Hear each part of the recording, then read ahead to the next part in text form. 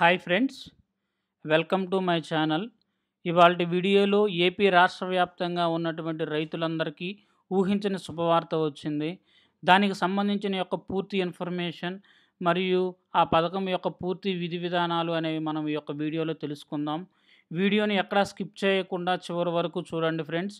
మీ ఒక చిన్న రిక్వెస్ట్, వెంటనే ఒక లైక్ చేయండి. అలాగే ప్రభుత్వ పథకాల గురించి వచ్చే లేటెస్ట్ అప్డేట్స్ గురించి తెలుసుకోవడానికి మా ఛానల్ని వెంటనే సబ్స్క్రైబ్ చేయండి. మనకి కొత్త ప్రభుత్వం అయితే ఏర్పాటైంది. మనకి కొత్తగా నారా చంద్రబాబు నాయుడు గారు ముఖ్యమంత్రిగా ప్రమాణ స్వీకారం అయితే చేశారు.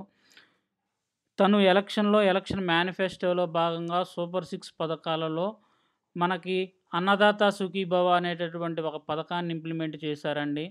ఈ యొక్క పథకంలో భాగంగా రైతులకు ప్రతి ఒక్క సంవత్సరానికి పెట్టుబడి సాయం కింద 20,000 రూపాయలని ఆర్థిక సహాయంగా ఇస్తామని చెప్పి అయితే మనకు డిక్లేర్ చేశారు. గత ప్రభుత్వం ఇదే పథకాన్ని రైతు భరోసా అనే పేరుతో ఇంప్లిమెంట్ చేసింది. ఈ పథకానికి గాను గత ప్రభుత్వం 13,500 రూపాయలనైతే రైతుల ఖాతాలలో వేశారు. ఈ 13,500 రూపాయల్లో కేంద్ర ప్రభుత్వం నుంచి వచ్చే పీఎం కిసాన్ ద్వారా 6,000, మిగతా 7,500 రూపాయలను రాష్ట్ర ప్రభుత్వం కలిపి జమ చేశాయి రైతుల అకౌంట్లలో. పీఎం కిసాన్ వచ్చినటువంటి 2-3 రోజుల కల్లా జగన్మోహన్ రెడ్డి గారు రైతుల అకౌంట్లో డబ్బులనైతే జమ చేశారు. ఈ సంవత్సరానికి గాను ప్రధానమంత్రిగా నరేంద్ర మోడీ గారు ప్రమాణ స్వీకారం చేయగానే మొట్టమొదటి సంతకంగా పీఎం కిసాన్ ఫైల్ మీద పెట్టారు. అలానే పీఎం కిసాన్ కింద 2,000 రూపాయలను రైతుల అకౌంట్లలో ఆల్రెడీ డబ్బులనైతే జమ చేశారండి. కానీ ఈ ప్రభుత్వం అనేది ఇంకా రైతుల అకౌంట్లో అన్నదాత సుఖీభవ పథకం కింద అయితే డబ్బుల్ని ఇంకా జమ చేయలేదు.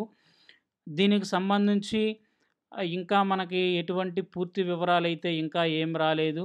క్యాబినెట్ మీటింగ్ జరుగుతూ ఉంది. అదీగాక రాష్ట్ర ప్రభుత్వంలో మంత్రులు చర్చించుకుని దీనిపైన ఒక నిర్ణయానికి వచ్చి త్వరలో జూలై 1 ఆర్ జూలై 2 వీక్లో మనకి జమ చేస్తారు రైతుల ఖాతాల్లో అన్న ఇన్ఫర్మేషన్ అయితే మనకు అందుతుంది. అలానే ఈ యొక్క పీఎం కిసాన్ కింద మనకి ఏవైతే అర్హతలకి రూల్స్ పెట్టారో అవే సేమ్ రూల్స్ ఇక్కడ మనకి ఈ యొక్క అన్నదాత సుఖీభవకు కూడా ఉండే విధంగా మనకు కనబడుతున్నాయి. ఈ యొక్క పథకానికి ఎవరైనా సరే ఎలిజిబిలిటీ కావాలి అంటే వారి పేరు మీద ఆన్లైన్లో మనకు భూమి అయితే ఉండాలి. అలానే వారి యొక్క ఆధార్ కార్డుకి మొబైల్ నంబర్ అనేది లింక్ అయ్యి ఉండాలి. మనం దీనికి ఆన్లైన్లో అప్లికేషన్ పెట్టిన తర్వాత దీన్ని మనం ఈకేవైసీ కూడా చేయించుకోవాలి. అధికారుల నుంచి మనకు అందుతున్న ఇన్ఫర్మేషన్ ఏంటయ్యా అంటే ఈకేవైసీ ఎవరైతే చేయించుకుంటారో వాళ్ళకి మాత్రమే డబ్బులు పడతాయి, రిమైనింగ్ వాళ్ళకి డబ్బులు పడవు అని అయితే అధికారులు అయితే మనకు చెప్తున్నారు. కాబట్టి దీనికి కొత్తగా అప్లై చేసుకునే వాళ్ళు ఎలా అప్లై చేసుకోవాలి ఏంటి అనేటటువంటి పూర్తి విధి విధానాలు అయితే మనకు ఇంకా ప్రభుత్వం పొందుపరచలేదు. ఇవి త్వరలో మనకైతే అందిస్తారు.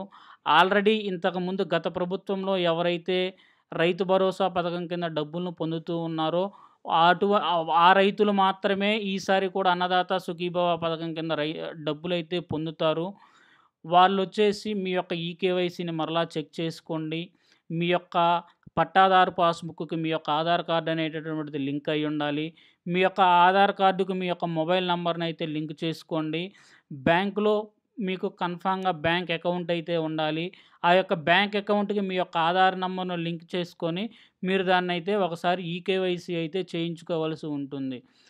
నరేంద్ర మోడీ గారు ఏవైతే రూల్స్ పెట్టారో పీఎం కిసాన్‌కి అవే సేమ్ రూల్స్ ఇక్కడ మనకు అన్నదాత సుఖీభవ పథకానికి కూడా చేసే విధంగా అయితే మనకి కనిపిస్తుంది.